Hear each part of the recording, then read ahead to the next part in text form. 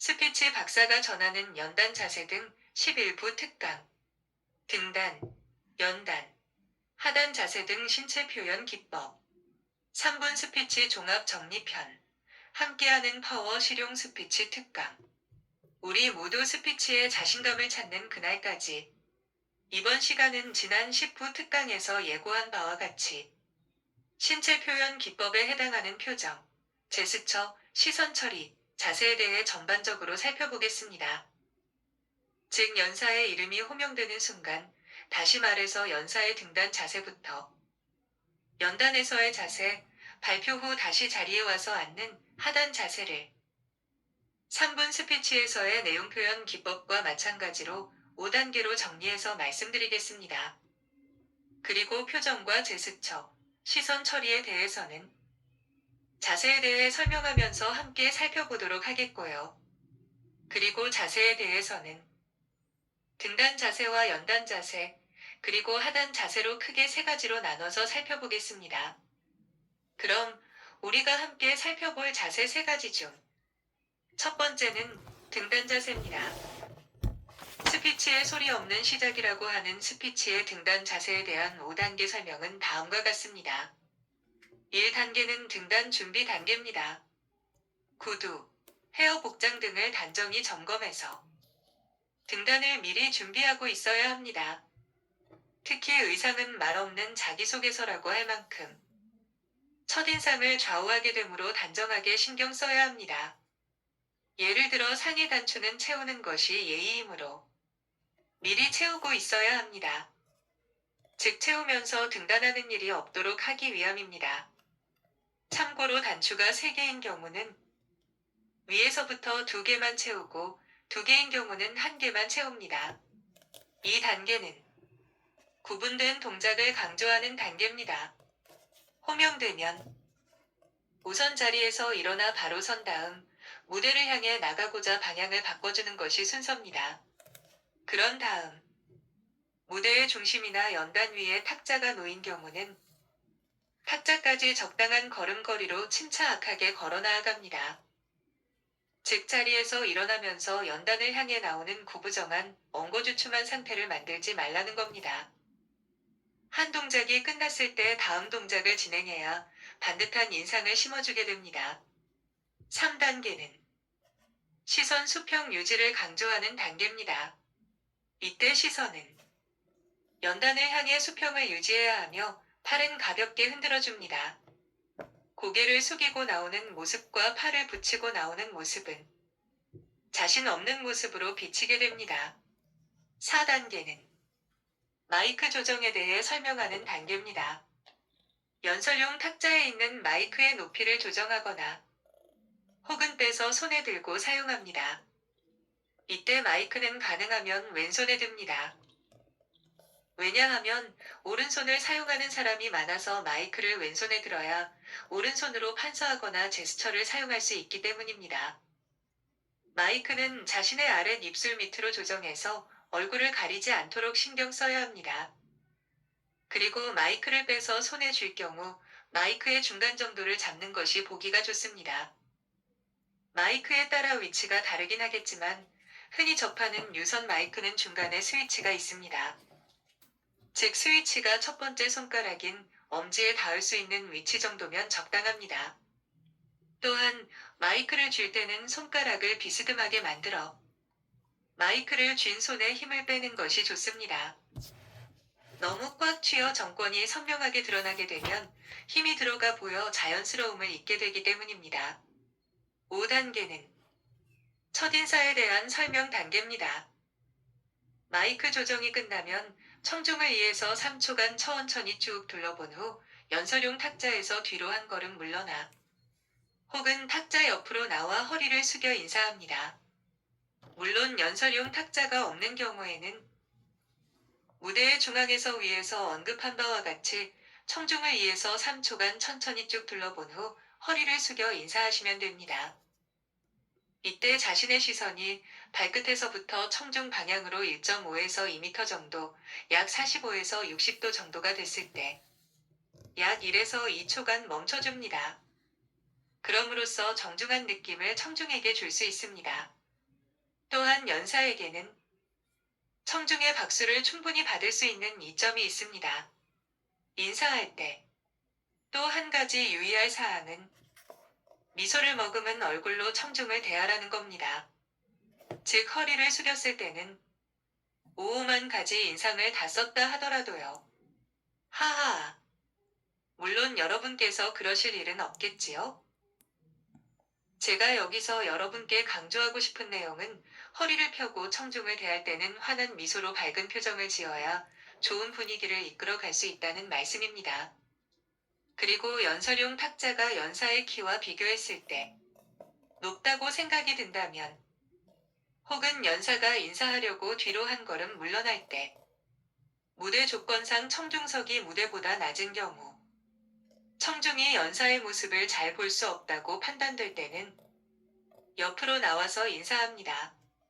이때 연설용 탁자의 앞쪽, 즉 청중이 볼 때 가까운 쪽 탁자의 끝선과 연사의 발끝이 일치하면 더욱 보기 좋습니다. 또 한 가지 유념해야 할 사항은 인사가 끝난 후 연설용 탁자로 다시 돌아갈 때 등을 보이지 않도록 합니다. 즉 돌아서 등을 보이며 들어가지 말고 옆으로 걸어서 비스듬히 들어갈 수 있도록 합니다. 비스듬히 들어가는 요령을 소개하자면 들어가려고 하는 반대 방향의 발을 먼저 뒤쪽으로 빼고 방향을 바꾸면서 들어간다는 것이 핵심 포인트입니다. 즉 연사가 연설용 탁자의 왼쪽으로 나왔다고 가정해 본다면 들어가려고 하는 방향은 오른쪽입니다. 따라서 들어가려고 하는 반대 방향의 발은 왼쪽 발이지요. 즉 왼쪽 발을 먼저 뒤로 빼고 다음에 오른발로 방향을 바꾸면서 연설용 탁자를 향해 들어가면 연사의 등을 보이지 않고 비스듬히 들어갈 수 있게 된다는 겁니다. 부언하자면 탁자의 왼쪽으로 나왔다면 먼저 왼쪽 발을 뒤로 뺀다는 겁니다. 4번의 동작을 통해 마무리할 수 있도록 반복 연습하시길 바랍니다. 즉 가장 먼저 왼발을 뒤로 뺀 후 2번째 오른발은 연설용 탁자 쪽으로 방향을 바꾸면서 다시 3번째 왼발은 연설용 탁자 중간쯤에 자리를 잡고 그 다음 마지막 4번째 오른발은 왼발에 붙이면서 청중을 향해 방향을 정면으로 바꿔주시면 되겠습니다. 오늘 신체 표현 기법의 마지막 최종 편이라 여러분께서는 강사 양성 과정의 심층 학습 내용까지 함께하고 계십니다. 이때의 시선은 정면입니다.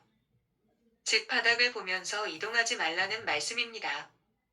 물론 인사를 하러 옆으로 나올 때도 먼저 왼발부터 옆으로 뺀 후 다음에는 오른발을 탁자 끝선에 맞추기 위해 청중 쪽으로 성큼 나아간 후 마지막 3번째 왼발을 오른발에 붙여주면서 새동작으로 깔끔하게 나올 수도 있겠습니다. 즉 첫 번째 왼발은 옆으로 쭉 빼주고 이어 2번째 오른발은 연단 끝선을 향해 성큼 앞으로 다시 마지막 3번째 왼발은 연단 끝선에 자리한 오른발에 붙이며 이동을 완성합니다. 이때의 시선은요? 네, 맞습니다. 이때도 역시 시선은 정면입니다. 그리고 여러분께서 직접 실습해 본다면 느끼실 수 있겠지만 연단에서 인사하러 옆으로 나오실 때 연단 끝머리에 발끝을 편하게 맞추기 위해서는 첫 왼발을 옆으로 뺄 때 왼발을 비스듬히 청중 쪽으로 앞으로 내디뎌야 오른발의 보폭을 멀리 내딛지 않으셔도 된다는 말씀입니다. 또한 마찬가지로 연단으로 다시 들어가기 위해 첫 왼발을 뒤로 뺄 때도 발뒤꿈치를 왼쪽으로 비스듬히 빼주셔야 오른발로 방향을 바꾸면서 연단으로 편하게 들어가실 수 있게 된다는 말씀입니다. 변화의 과정에는 늘 어색함이 뒤따릅니다. 따라서 스피치의 등단 자세가 익숙하고 자연스러운 자세가 될 수 있도록 반복 연습 훈련하시길 바랍니다. 다음에 우리가 함께 살펴볼 자세 3가지 중 2번째는 연단 자세입니다. 우리의 몸은 입보다 더 많은 말을 한다고 하듯이 스피치의 연단 자세는 정말 중요합니다. 연단 자세에 대한 5단계 설명은 다음과 같습니다. 1단계는 기본 자세입니다. 인사가 끝난 후 호흡을 가다듬으며 연단에서의 기본 자세를 갖춥니다. 즉 고개는 들고 어깨와 허리는 펴고 양발은 어깨 너비 정도로 벌려 안정된 자세를 취합니다. 이때 초보자일수록 자기도 모르는 사이에 짝 다리를 취하거나 어깨에 쓸데없이 과도한 힘이 들어갈 수 있으므로 주의해야 합니다. 이것에 대한 하나의 해결 방법을 제시하자면 그것은 양쪽 엄지발가락에 지그시 힘을 주는 겁니다. 그렇게 함으로써 한쪽 다리에 힘이 쏠리는 짝 다리도 예방할 수 있고 어깨에 힘이 들어가는 것도 막을 수 있습니다. 어깨와 발가락 두 곳 모두 힘을 줄 수 없으므로 우리의 눈에 보이지 않는 발가락 끝에 힘을 주는 것은 어깨에 들어갈 힘을 빼는 하나의 방법이 됩니다. 직접 활용해 보시길 바랍니다. 이 단계는 손 처리에 대한 설명 단계입니다. 연단 경험이 거의 없는 초보자일수록 스피치 할 때 손을 어떻게 처리해야 좋을지 난감해하며 거추장스럽다는 표현을 많이 합니다. 그렇지만 익숙해지면 거추장스럽던 그 손은 스피치에 절대적인 도우미가 됩니다. 연단에서의 손의 위치는 다음과 같은 세 가지로 나눌 수 있습니다. 첫째, 바지 재봉선에 주먹을 가볍게 말아 쥐는 경우입니다. 둘째, 제스처를 쓰는 경우입니다. 셋째, 연설용 탁자 끝머리에 손가락을 살며시 올려놓는 경우입니다. 이상 세 가지 손의 위치를 번갈아 가며 잘 활용해 나간다면 우리의 손은 발표를 돕는 스피치에 절대적인 도우미가 될 겁니다. 3단계는 시선 처리에 대한 설명 단계입니다. 시선은 청중을 골고루 쳐다보는 것을 원칙으로 하지만 처음 잠깐은 표정이 밝고 부드러운 청중을 보고 1대1로 대화하는 기분으로 스피치하는 것이 긴장 해소 등 여러모로 도움이 됩니다. 그러나 잠깐임을 유념해야 합니다. 그리고 다른 사람으로의 시선 이동에 대해서는 시간 단위가 아닌 문장 단위로 이동해야 바람직합니다.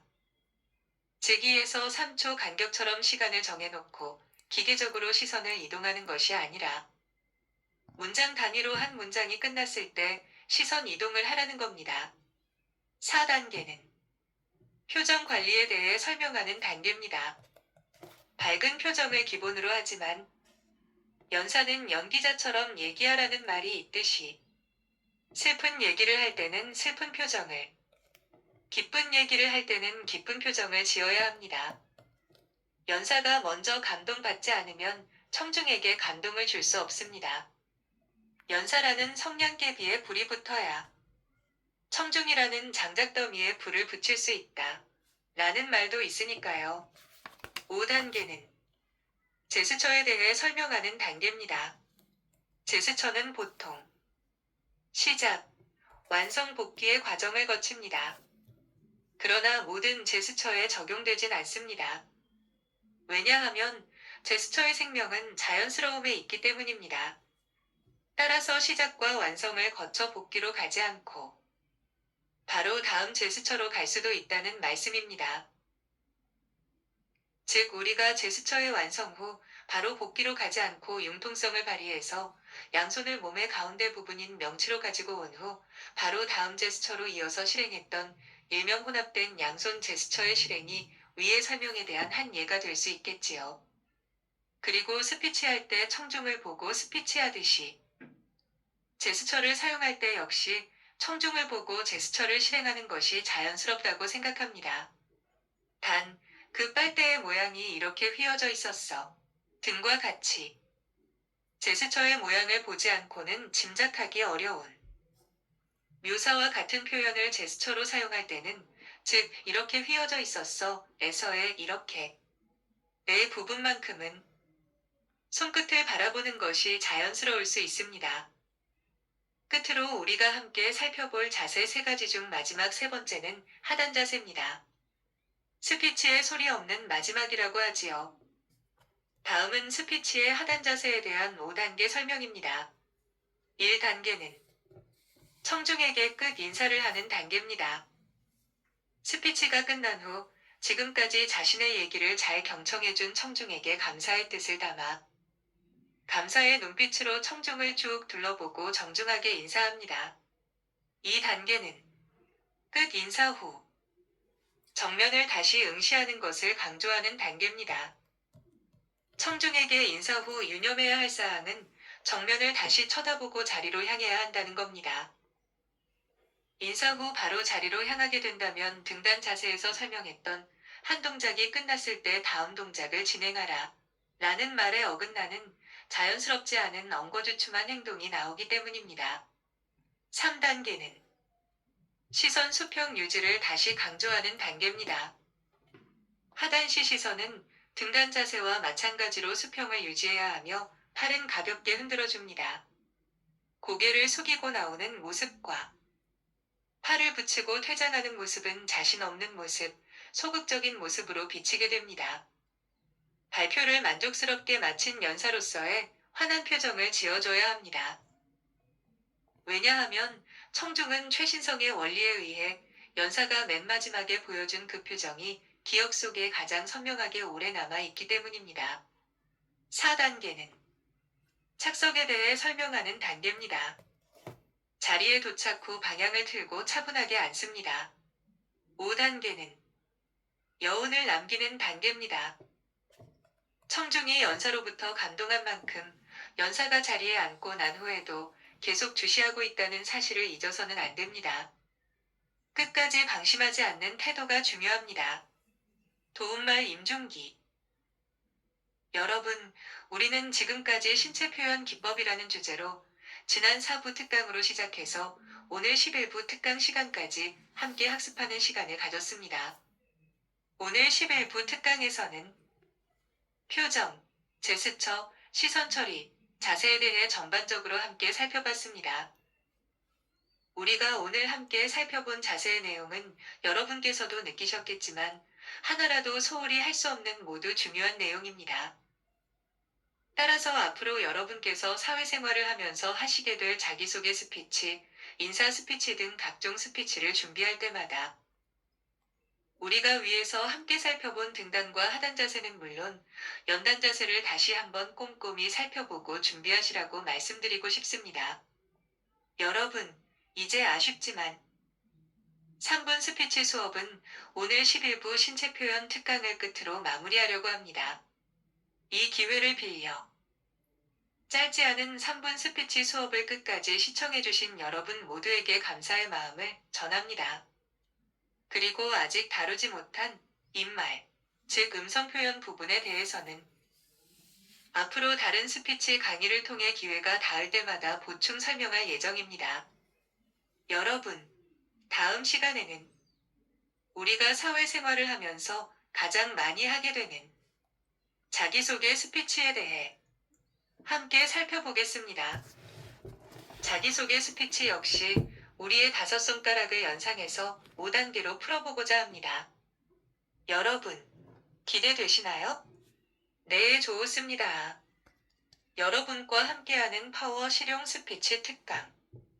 우리 모두 스피치에 자신감을 찾는 그날까지 계속 이어진다는 말씀을 여러분께 전해드리면서 오늘도 여러분과 함께 외치고 3분 스피치 11부 특강 마무리하겠습니다.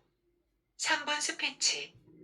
잘 될 거고, 잘해왔고, 잘하고 있어.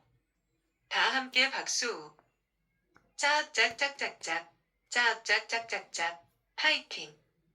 이상은 김현기 교수님의 파워 실용 스피치 특강 내용의 일부입니다. 혹시 위 내용에 관심이 있다거나 더 많은 정보를 원하신다면 구독, 좋아요 꼭 눌러주시길 바랍니다. 그리고 주변 분들에게 공유 부탁합니다. 감사합니다.